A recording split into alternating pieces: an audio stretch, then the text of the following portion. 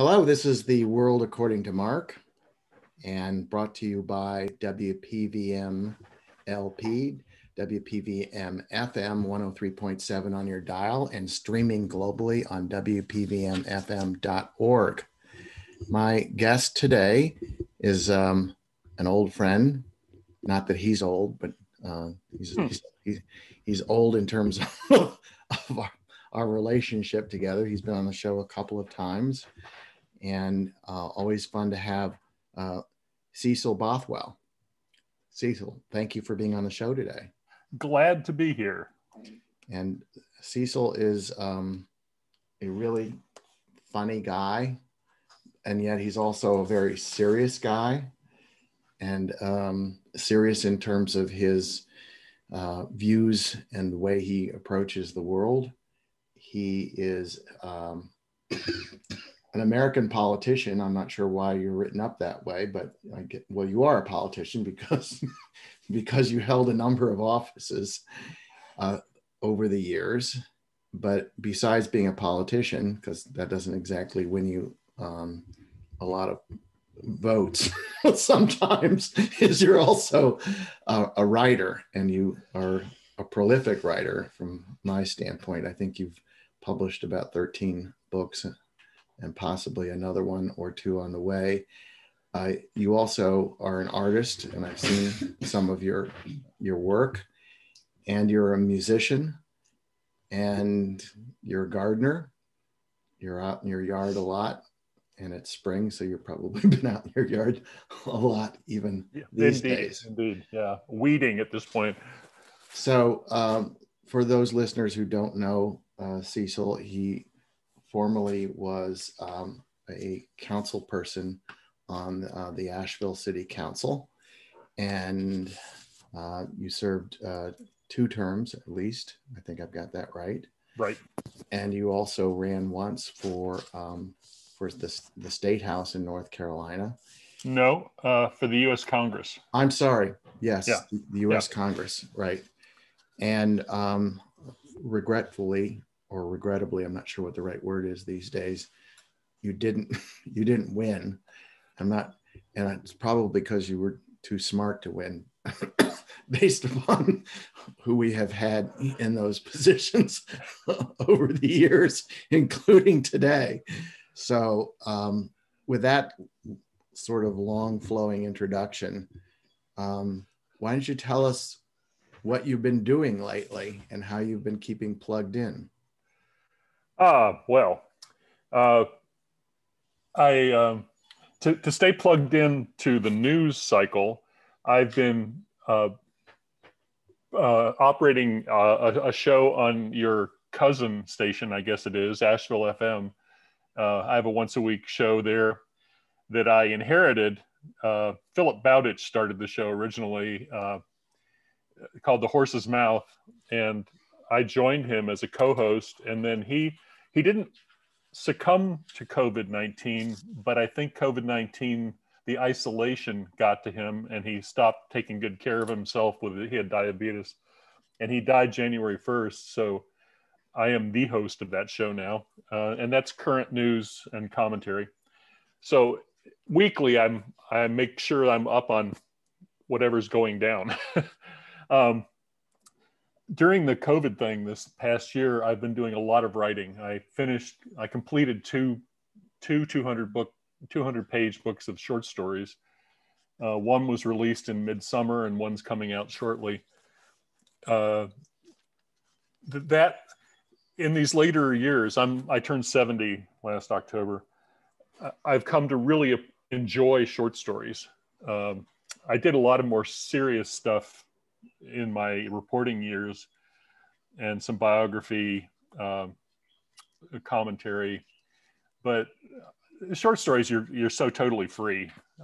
And I like to make up characters. I like to put them in impossible situations. And so that occupies from about 3 a.m. to 6 or 7 a.m. each morning. I'm writing. I'm an early. Does that mean you're still up at 3 a.m. or No? That's when I get up. I was getting up at 4, but my cats don't understand daylight savings, and They still think it's breakfast time at 3. So, and I'm gardening now. I mean, getting back out into it, mowing around the perimeter of the garden and working on the compost pile and weeding and that sort of thing. I've been doing some pretty serious historical research lately with a partner. And there'll be more to tell about that this summer, but looking back, it's a bit of Asheville history that has been misreported for a century, which is it's just fascinating to go back into newspapers.com. It's an online, they have like newspapers back into almost back to the 1700s. And so I've been digging around in the newspaper archives. That was after the printing press was invented by Gutenberg. Yeah. And it's amazing how things have changed over the years. The piece of the history we're looking into involves the Black history of Asheville. And during Reconstruction, there were Black newspapers all over the United States and all over the South. And once Jim Crow kicked in, most of them shut the doors. And the piece of that I've been trying to look at is looking at some events that occurred, and I've been trying to get a look at it from how the Black newspapers were reporting it, because you can predict how with the lynchings that were going on and all, the newspaper editorials were praising the mobs who were doing the lynching. I mean, and I can't believe that was reported the same way in the African American papers, but it's hard to find.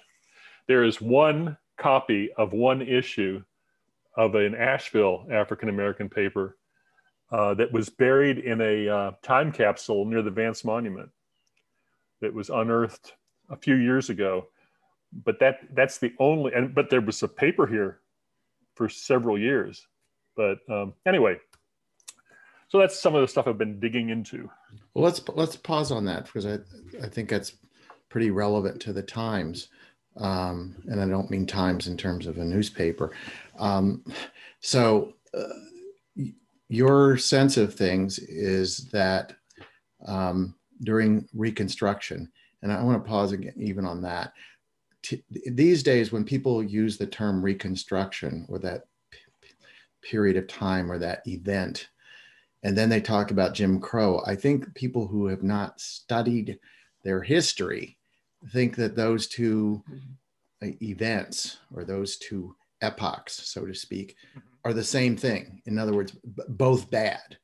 But Reconstruction was a somewhat of and you're the historian, somewhat of an enlightened period post-Civil War that was intended by the proponents, at least some of the proponents, to turn the corner and to transition from African Americans being slaves to African Americans being free. But in order for that freedom to mean something, they had to be participants in politics, business, and so on and so forth. And the so-called Jim Crow era, presumably coming after Reconstruction, was sort of a pushback, or a strong pushback by primarily Southern states who wanted to reverse that and, in effect, try to win through lynchings and propaganda and other means the war that they didn't win, the so-called War of Northern Aggression, or the war between the states. Is that a somewhat accurate reading of history? That's really accurate. From the end of the Civil War, and therefore the emancipation of the slaves, for pretty well into the 1890s, and varied from place to place, there was a program of Reconstruction, and it was pushed by the Republican leaders. The Republicans were the pro-integration party at the time. I mean, that came out of Lincoln. I mean, and gradually in the South, the white ruling class got control again through legal and illegal methods. And that became, going into the 20th century, what's known as the Jim Crow era. It became commonplace for Black men to be arrested on almost any pretense, put on chain gangs, and then they were rented out to corporations as labor, basically returning to being slaves. When Blacks voted, often their houses were burned down, or they were lynched to teach a lesson to other Blacks that they shouldn't be voting. Black schools were being built with Northern money. There was a lot of donated money that came down, and in places like Asheville had a really successful Black school system starting in about 1890. High quality. In fact, it had one of the schools had such a great reputation that it drew Black teachers from across the South. Black schools at the turn of the century in Asheville were better quality than the public schools for the whites in terms of the credentials of the teachers and that sort of thing. But gradually, the laws were changed. Exclusionary laws were brought in. Literacy tests, which weren't really literacy tests. They were tests that were designed to keep Blacks from being able to answer questions and for voting. And it came to the extremely racist period in American life from the turn of the century up toward the World War II.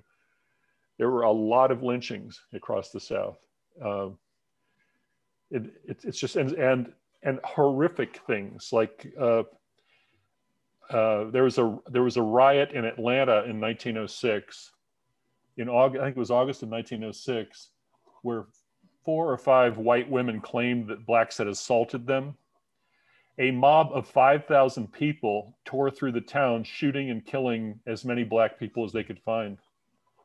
There was a mishap between a Black man and a cop in New Orleans that year, and they both, I guess, shot, and the police officer was wounded, or maybe he died. And hundreds of people joined a mob to hunt this guy down and fired hundreds of bullets into him when they caught him, and then beat his body with clubs afterwards. And along the way, they killed 20 or 30 other Blacks. I mean, it's just the fear that had to be in Black people's lives at that time must have been just horrific. Well, it is impossible, as you lay this out, for me not to have a discussion with you about how things have not necessarily changed all that much. But before I do, let me just ask you, the book that you're writing, do you have a title for it yet? And are you going to cover sort of Black historical events just in the Asheville, Western North Carolina area, or is it going further than that? It's going to be Asheville. Okay. And the title? You have a working title?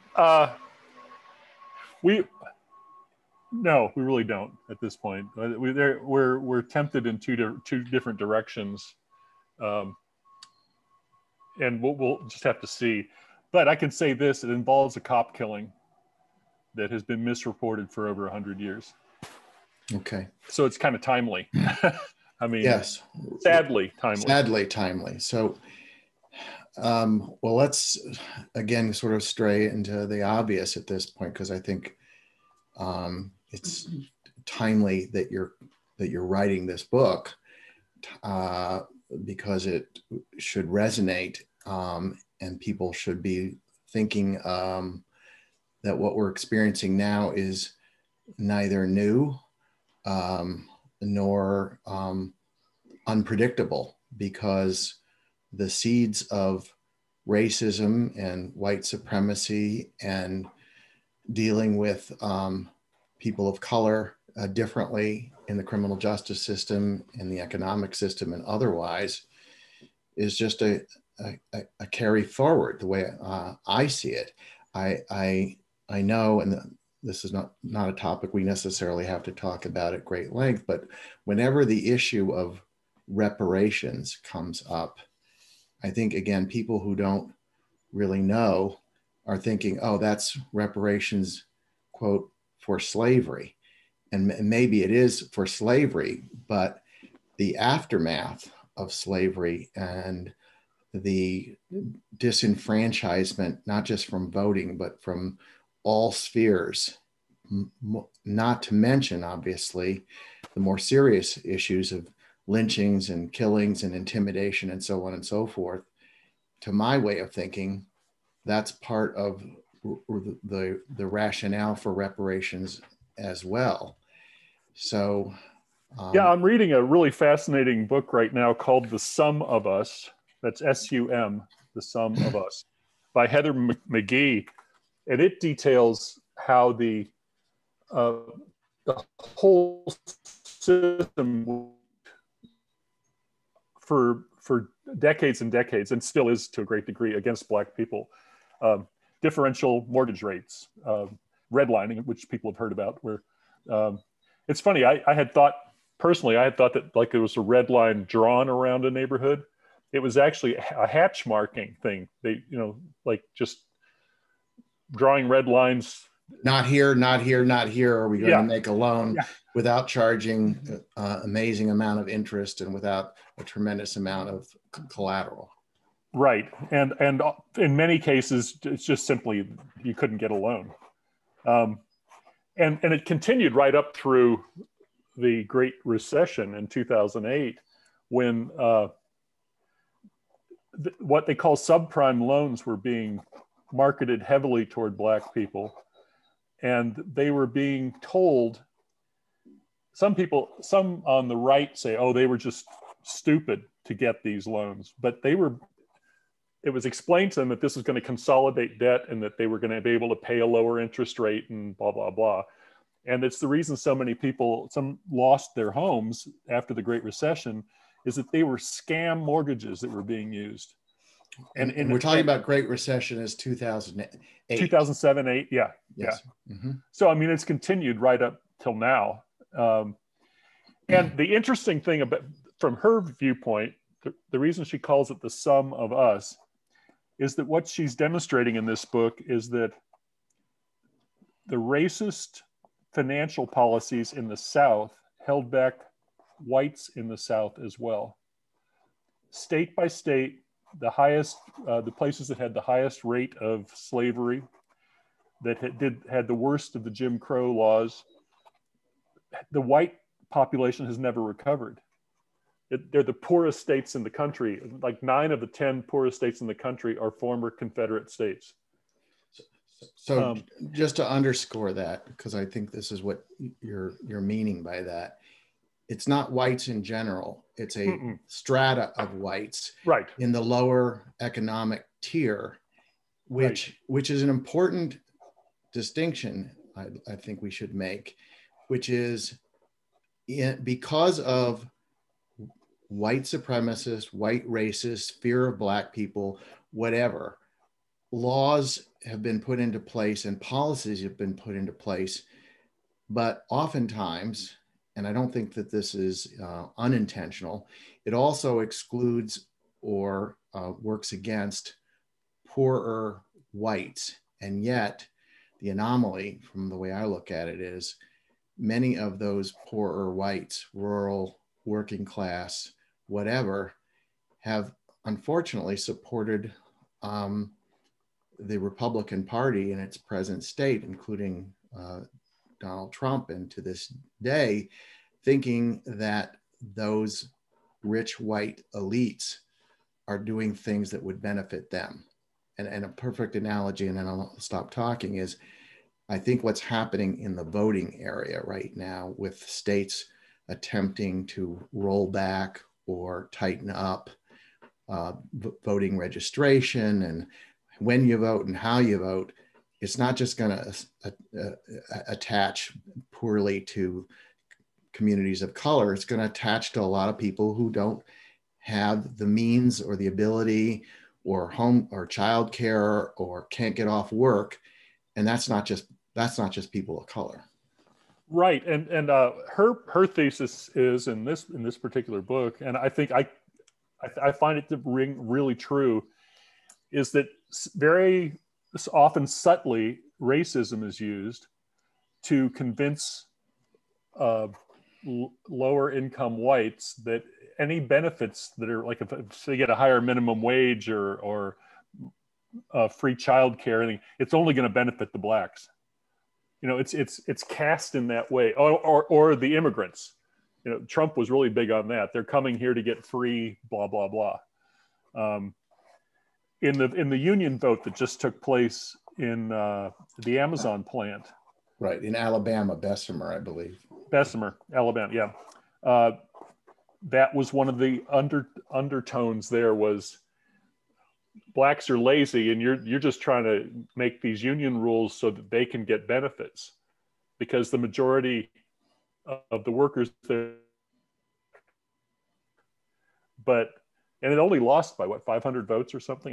It was pretty close. The same thing had happened there in a Nissan plant some years ago, where there was a union organizing effort. And you know, auto workers across the United States have often been kind of admired for standing up for themselves, and they got pretty good wages for a lot of years, although they've been beaten up post NAFTA with exporting jobs to Mexico and so forth. But the thing that keeps getting sold to the white workers is that this is really only being done to benefit the black workers. And and there's been that thing kind of throughout, even back during the slave era, the white poor people who were not doing all that well either in the South could at least think, well, I'm better than them. You know, as long as you're better than somebody, you know, even if you're both only making $7.25, well, at least I'm white. I mean, it's really insidious. It is. Let me let those who are tuning in, let me re-recognize Cecil Bothwell, writer, journalist, former city council member, artist, musician, and just a really knowledgeable guy, is my guest, and a guest on WPVM LP. So picking up a bit from what you said about poorer whites, or what white workers in blue collar jobs, essentially, it's no accident that any of these non-progressive policies, or turning back unions, or even talking about ways to sort of stifle the vote, or further restrictions on immigration, or talking about murderers, rapists, and drug dealers coming across the border. That, to my way of thinking, is part of a propaganda plan to enroll folks who are not really in jeopardy by creating greater opportunities to vote, or allowing people who are wanting to immigrate here, who probably do contribute significantly to the economy. The statements have been made that all of the radishes and lettuce and strawberries that we eat out of season are directly attributable to temporary and very often undocumented workers. But the point is I think it's intentional, and it's a plot, and as long as you create these otherisms, it's those folks versus you folks, and you've got to protect, then people will feel threatened, and they will take on the support of politicians who don't actually end up doing anything good for them. It's exactly so. And a very current example in Asheville today is that the Asheville School Board, under the guidance of the current Asheville superintendent of schools, is basically embracing the American Legislative Exchange Council's views on charter schools. ALEC, the American Legislative Exchange Council, is a right-wing think tank that designs legislation for Republican legislators across the country. They are totally in favor of privatizing education. And the current actions of the school board are attempting to resegregate Asheville schools almost explicitly. They've asked, we've been under a court order since 1972 that required a certain balance, a racial balance in our schools. It's not real tight, but supposedly any given school in the Asheville system has to have a black more than 15% less than the total of black participation in the school, or 15% more. So there's a 30% window there. The actual enrollment is 18% right now. So, but any given school has to have between 3% and 33% black students in it. The current superintendent is saying that's way too restrictive. And somehow the school board's going along with that. And it's a complicated thing that would probably take a whole show to talk about, but it's a public, your voting record is public. Our superintendent is a Republican. It's political. He's intending to drive students into the charter schools, running toward, this is my interpretation. To be clear, this is my view.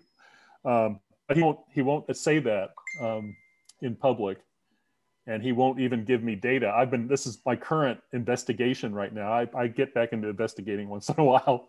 I'm trying to get data out of the Asheville City Schools, and they refuse to answer questions. But it's the plan. And a lot of parents are upset. What about if you show up at a school board meeting? Well, they're all virtual right now. So we've been following, I've been working with other people on this, so I've been following that. But as often with city council, when I was there, a lot of the decisions are made via staff and then, for instance, this military defense plant that's going in. The Pratt & Whitney manufacturing. Pratt & Whitney, yeah. That was foisted on the county commissioners by the development department of North Carolina, of the state, and and so when you go to a meeting, you don't see all the machination that's been going on ahead of time. But for instance, they've decided to offload early childhood, pre-K, to the Asheville Housing Authority. What that clearly does, if you start putting the pre-K classes in the Housing Authority, which is vastly majority black, you're immediately segregating the kids. Other ones are going to go into other neighborhoods, the white neighborhoods. I mean, and they argue, well, this is going to give the black kids a better start. But Charlotte went through this starting in about 1990. They ended their efforts at integration, and the whole Charlotte school system very quickly segregated again. And since 2017, Charlotte's been trying desperately to reintegrate their schools, because it turns out that in integrated schools, both the white kids and the black kids do better. The data is there. UNC Charlotte did a deep dive into the data in Charlotte, and so the school board there listened. But what they're proposing here in Asheville is to go the same path that blew up Charlotte 20 years ago. That they abandoned.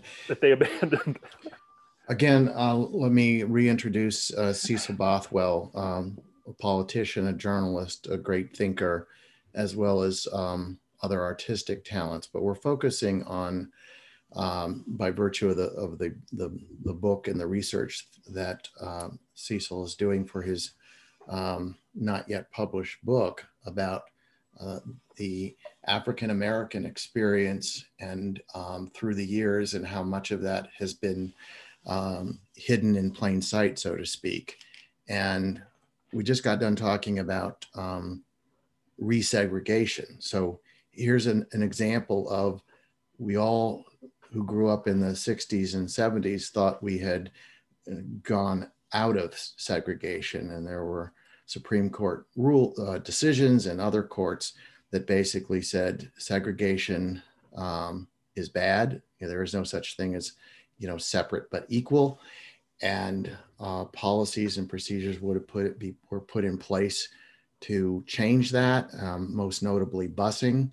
Busing is controversial. Not only were many white people at the time opposed to busing, I think it's fair to say there's a lot of negative sentiment by some people of color that thought the forced busing was not the best of all solutions. But leaving that on the table, let's go back on some of these other issues that we were talking about, that are still around. We've just experienced, again, another spate of killings of black men and black women, but black men principally, by police officers. There's a trial going on for an ex-policeman in Minneapolis. There's a recent coverage about a traffic stop gone wrong in Virginia, I believe, if I've got my facts right, and a more recent killing of an unarmed black person who also was the subject of a routine, one would think, traffic stop. And obviously that promotes a lot of outrage from the black community, as well as supportive people in the white community. The usual apologies are made. Sometimes there's resignations, sometimes there isn't. And where I'm getting at with this is a lot of folks, and it tends not to just be Southern states, but Southern states, representatives of Southern states, basically point to the reaction in the black community or in the supportive progressive community as outrageous behavior.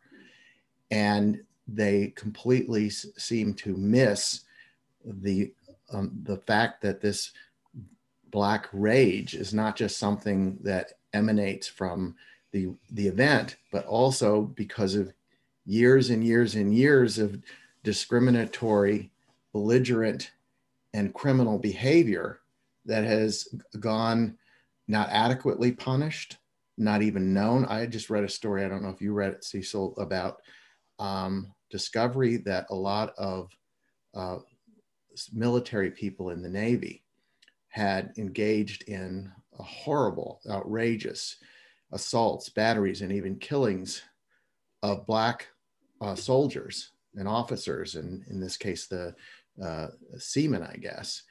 And they were given an opportunity to get something slightly less than an honorable discharge, but nonetheless, it was more or less get them out, give them, don't penalize them too much. And nobody, until apparently recently with this recent reporting, even knew that this happened. And so it wasn't an isolated event. It was events that took place over decades.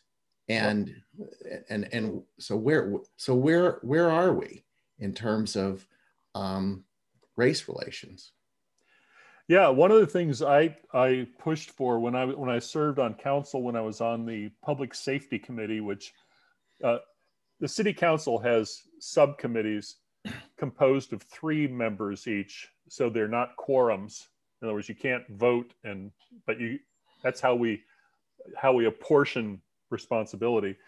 When I was on public safety, I was pushing really hard to change police policy, and I'm not sure how much it changed, but there are things like what happened to this young man in Minneapolis the other day, he was pulled over for having an air freshener hanging from his rearview mirror. A lot of people, I've seen a lot of cars with air fresheners hanging from rearview mirrors. That's the kind of extremely selective thing that gives an officer a plausible reason to pull someone over. And then if they're guided by racism, you can figure who gets pulled over. We, for instance, tried to get, like, one of the things, a tail light being out, a license plate light being out are the kind of things that were being used here in Asheville. And what we were trying to do is say, well, you get the tag and you send them a notice. You don't need to pull the person over at all. I mean, that, you know, and it's going to be checked up on the annual inspection anyway. But we tried to take those minor things out so that the cops didn't have the excuse to exercise their racism if they were inclined that way. And of course, racism can be very, very subtle. You know, it can be as simple as just a sense that some particular race are likely to be criminal. And I mean, it's the thing walking down the street late at night. You know, are you more afraid if it's a black man you meet or a white person you meet? You know, I mean, people are. I mean, personally, it took me years and years to get my head straight, and I hope it's pretty straight now, because I had a very racist father. And anyway, that was formative. You know, it took years and effort to figure myself out even. But that kind of stuff is used so much. Those subtle excuses for police to pull them over. And why did they go for a gun so quickly? I mean, this poor kid in Minneapolis the other day, he just had this car 2 weeks. I think it was his first car. I believe it was the first one he owned. And yeah, he had a warrant out for a misdemeanor, a no-show in a court that, you know, but okay, so they've got a scared kid who jumps back into his car when you're trying to put cuffs on him. And the officer claims she went for a taser and happened to pull her gun instead. Why even the taser? What required the taser? They had his tag number. They had him stopped. Now, even if he jumped in the car and drove off, he's not going to get away. I mean, he lives in Minneapolis. They'll find him again. You know, it's just, and frankly, during this 2 weeks that we've been listening to the trial of the cop who killed George Floyd, I would think police in that city would be hyper aware of not pulling a gun. I mean, it's like, and she was I think a 28-year veteran.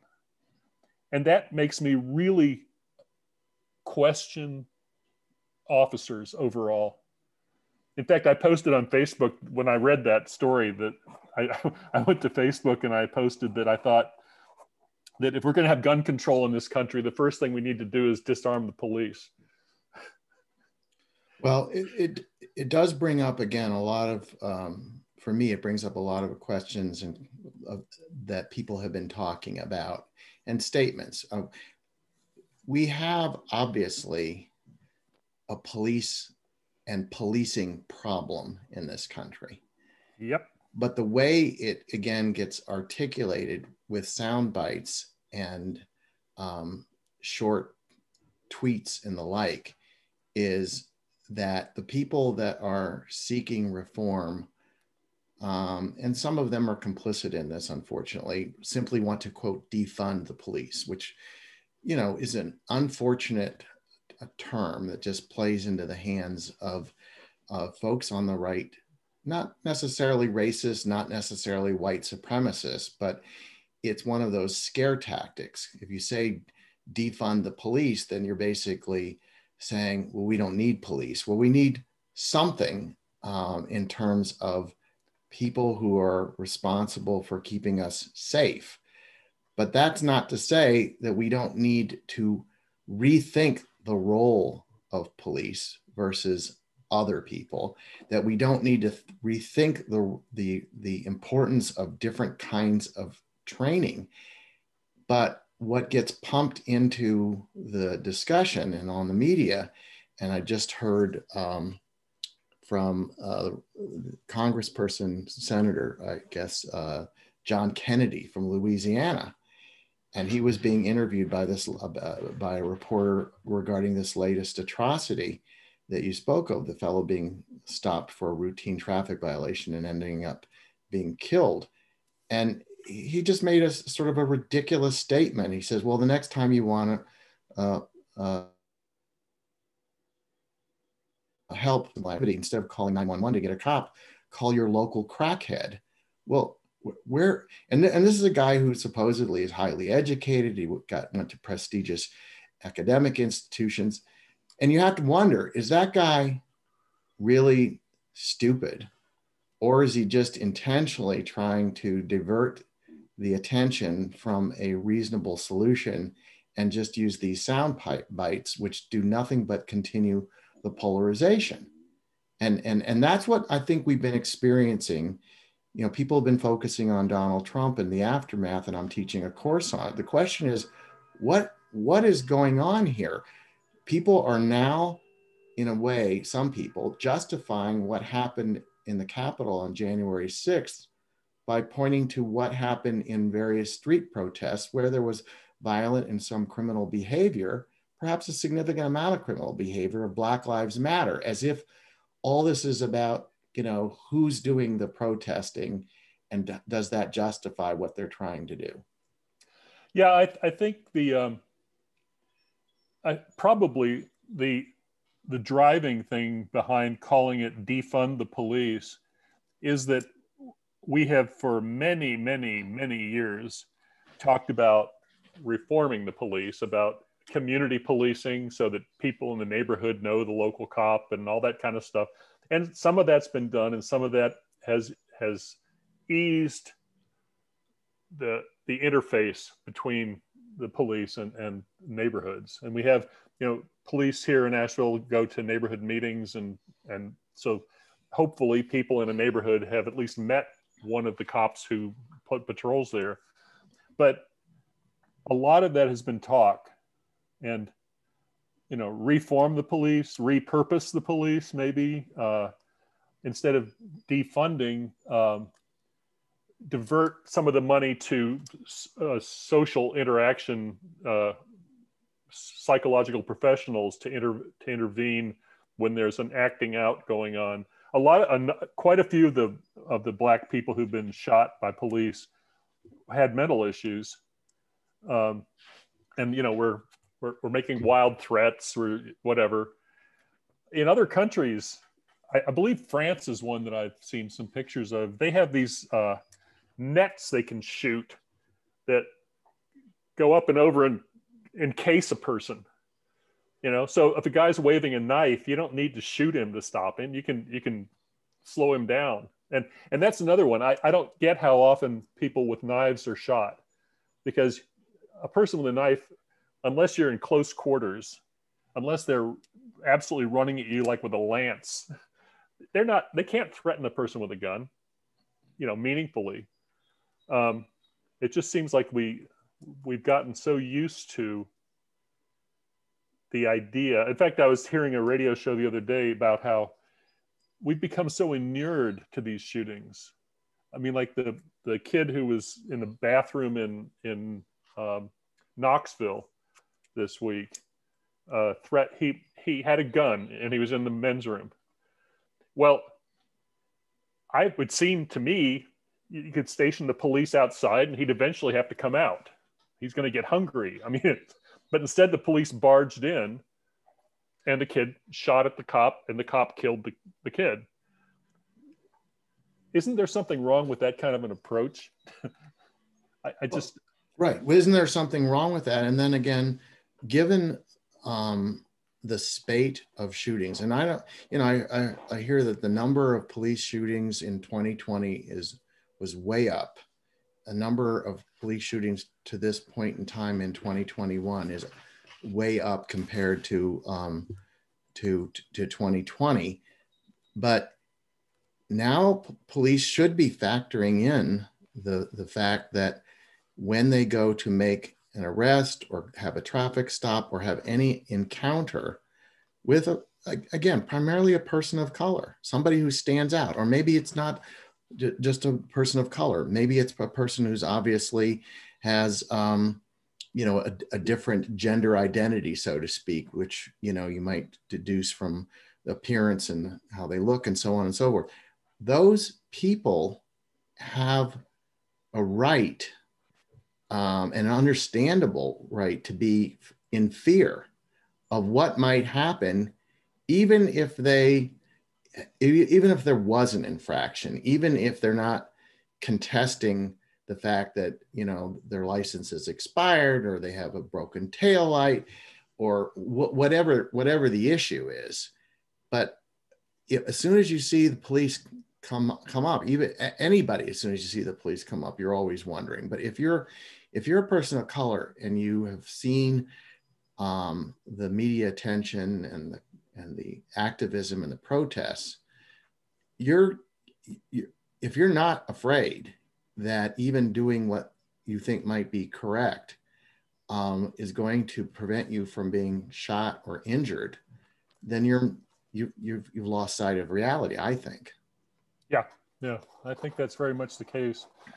And it's been interesting to watch, for me, to watch what's happened in the Asheville Police Department, to bring it right back home.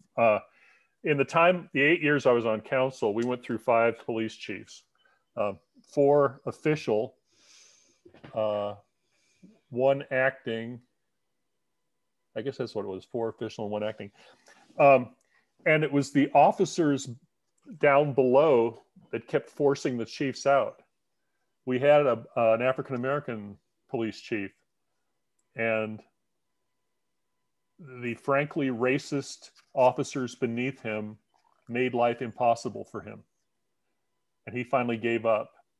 We had a gay woman police chief who was making real progress on reform. Misogynists on the police force made life so miserable for her, she quit. Let me think, a little farther back, we had Hogan was our police chief. And that's when they discovered the big problem with the evidence locker. That there was what happened was somebody who was overseeing the evidence locker was stealing drugs out of it because he was hooked on an opioids, and that led to discovery that the evidence locker was in terrible shape, and so Hogan took responsibility, but the investigators that we hired said that this is like evidence lockers across the state. It wasn't unique to Asheville. They had changed computer systems 3 times in the last 20 years. And each time they started the numbering system from 1. So you have 3 number 1 evidences and 3 number 2 evidences and 3 number 3 evidences. And then if the same person commits multiple crimes, say it's a thief who's stolen things from 4 different houses, the evidence numbers that go into the court are changed to a new evidence number for the consolidated court case. It was just completely a scramble, but he got blamed for that. Anyway, all of these chiefs we've had have tried to make change happen.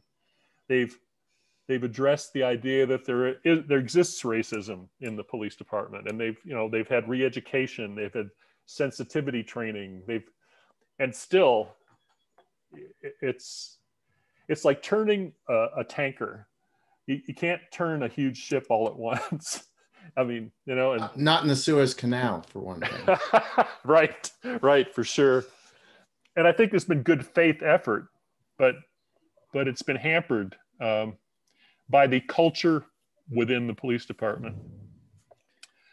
And you Well, can't just get rid of all the police and then rehire a bunch of new people. I mean, there has to be continuity in the community. You have to have people that want to be police, and that's a limited pool, which is why so many of them are former military. yeah, it's clear that and unless there is a quote cultural change, and culture now has come to be another bad word if you link it up with the word cancel culture, whatever that means. But it's not just a question of changing some personnel. You've got to figure out a way, we've got to figure out a way of re-education, having discussions that don't just involve stereotyping and calling somebody a Nazi or a white supremacist or a socialist or a radical leftist or a crazy leftist.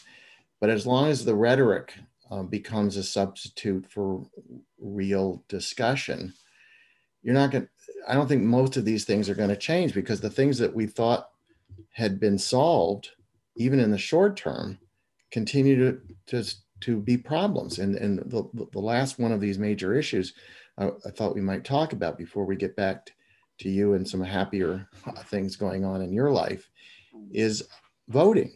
There are a lot of things that happened in the 2020 election that were normal, quote, irregularities, so to speak.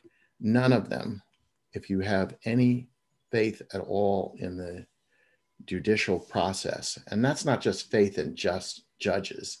If you have any faith that in a judicial setting, if somebody's got a case and they present it and the judges look at the proponents of that case and say, what are you talking about? Are you saying there's fraud? No, we're not saying there's fraud. We're saying just, there was some voting stuff going on.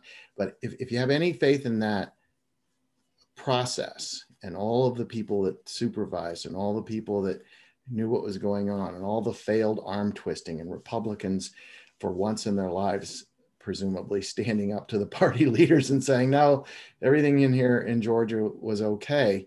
And now you have all these reform efforts, which whether I think it's pretty clear it's intentional, are simply saying, we don't want all these people voting. We don't want all these Black people voting. We don't want all these Latino people voting. We don't even necessarily want a lot of these, poor whites voting. We want the people that are going to vote responsibly for Republicans. And you ask yourself, where are we going here? And it seems like we're stalled out. We're not going anywhere. What's your take on that? Yeah, what has become quite clear, in fact, I believe the Donald even said this explicitly, that if more people voted, Republicans would never win. They've discovered that they are not in line with the majority of people in the United States. They are not in line with a large majority of people in the United States. I mean, we've got 70 or 80% of people are supporting Joe Biden's plans for the $1.9 trillion package that was passed, and this next $2 trillion one, the infrastructure bill. People want, by a significant majority, single-payer universal health care. They want better gun control, better background checks. And I mean, there's not a total agreement about what to do, but in every significant issue that faces this country, the people do not agree with the main Republican platform. For instance, the military. A great number of people want us out of Afghanistan and Iraq. We have done so much more damage to the world than was ever done to us. It's bizarre. The hundreds of thousands of people that have died because some planes ran into our buildings. That were flown by people from Saudi Arabia. Right. But we can't attack the Saudis because they're our friends.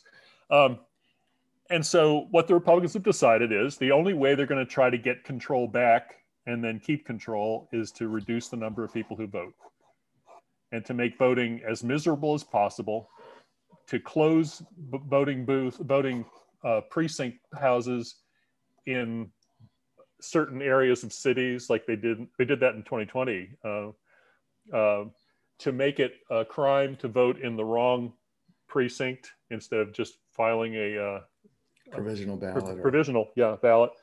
I mean, and I don't know how you could get more mean-spirited than Georgia, where they've made it illegal to give water or food to people who are standing in line because they've reduced the number of voting places, so people are standing in line for hours and hours and hours. I mean, it couldn't be clearer that they're trying to keep people away from voting. And if that isn't anti-democracy, I don't know what is. I mean, we've claimed through our history to be a democracy. We're actually a republic, but it's not a big difference, but it's a difference. And gradually we've given the vote to Black men and then women, and over the years we've expanded the electorate. And now the Republican, one of their principal goals is to cut back on voting. Right. Yeah. Well, again, just to sort of use one term to summarize it, it seems like all that we ever get in terms of Republican response is something that involves blocking something from happening, whether it's the filibuster, which is being used and abused simply to block, whether it's restrictions on voting, whatever it is, they're against it, so to speak. It reminds me of a Groucho Marx movie. But let's just give you, in a couple minutes that remain, let's talk a little bit more about what you're up to. You just had a book published. You said, you talked about the book you're working on. What's the book that you just had published? Let's see, what was that one that just came out? It was Waste Not, Waistline. Want. Yes. Waste Not. Waste Not, Want Not. And the waste is WAIST, not NOT, and then want, and then it's KNOT. And the theme that tied all those short stories together revolved around knots of one sort or another, and knotty problems, and tying the knot and all that sort of thing. The one that's almost ready to launch is self-evident. We hold these tooths, and the cover picture is of a dog skull that I found in the woods 40 years ago, I think. And that one it has a lot to do with teeth in various forms, toothed animals and people's teeth, and biting and gnawing, and they are, frankly, my short stories. This is the fourth book in the last 4 years, are generally funny with surprising dead seriousness that jumps out at people. And I think that's a good bio for you. So I'm going to ask you to tell people where they can get onto your books. What's the site? CecilBothwell.com. Okay. If you want to order it from me. Okay. And it's available on, the big chain things online too. Terrific. Well, I want to thank my guest, Cecil Bothwell, for being on the show today. I want to thank my producer, Shelley Lieberman from Focus Solutions. Obviously, we have much more to talk about, Cecil, and we didn't end up talking about what we thought we were going to talk about. Right. So let's have you back. I would love to do that. And I think by late summer, there'll be a kind of a bombshell to drop, which okay. I'd be happy to drop on your show. Okay, great. Looking forward to it. Okay. Take care.